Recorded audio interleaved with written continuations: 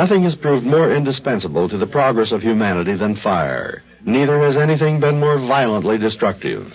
And especially is this true when, as on at least one remarkable occasion, flames ceased to be the man's servant and seemed to acquire a spirit and a will of their own. In England, during the middle of the 19th century, it was customary for housewives to fumigate their homes with burning sulfur. And so there was nothing extraordinary in the fact that on the 12th of August, 1856, a maid named Anne Fenimore, employed in the home of Mrs. Moulton of Bedford, should have been tending an earthenware jar from which rose hot sulphurous fumes. Mrs. Moulton! Mrs. Moulton! I've spilled the fire right on the floor. Oh, good heavens. Well, don't just stand there, girl. And so the flames were speedily smothered. A half hour later, when Anne Fenimore went upstairs to clean, she smelled a hint of smoke, and opening the door to the master bedroom, she saw where it originated. Oh, the mattress! The mattress is burning. This time, the maid did not wait.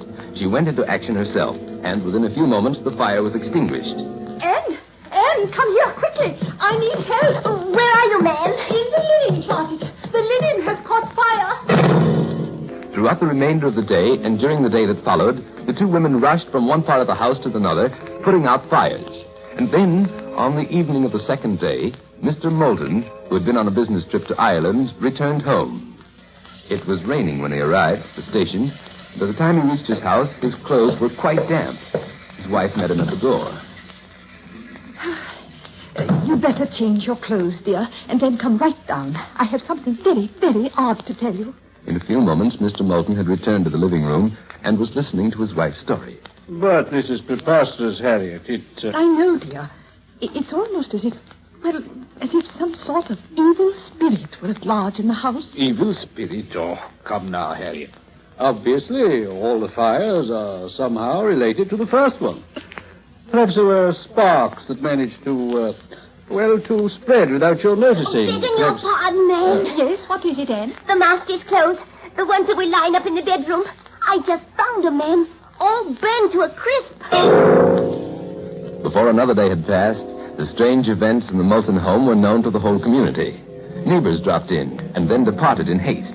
For during their brief stay, not only the chairs on which they sat, but even the handkerchiefs they drew from their pockets burst into flame. The most prominent physician in the town provided what he felt was a reasonable solution to the mystery. Fumes. Inflammable, sulfurous fumes had permeated the entire house. How could he be right when some things that burned weren't even in the house? We took the best sulfur out in the yard just to save it. It burned too. And Mr. Moulton pointed out a rather serious flaw in the physician's logic.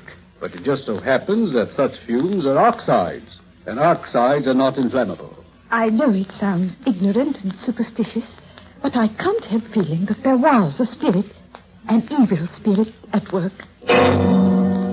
More than 40 fires occurred in the house, and all but the first one seemed to flare up spontaneously, without cause, without human intervention.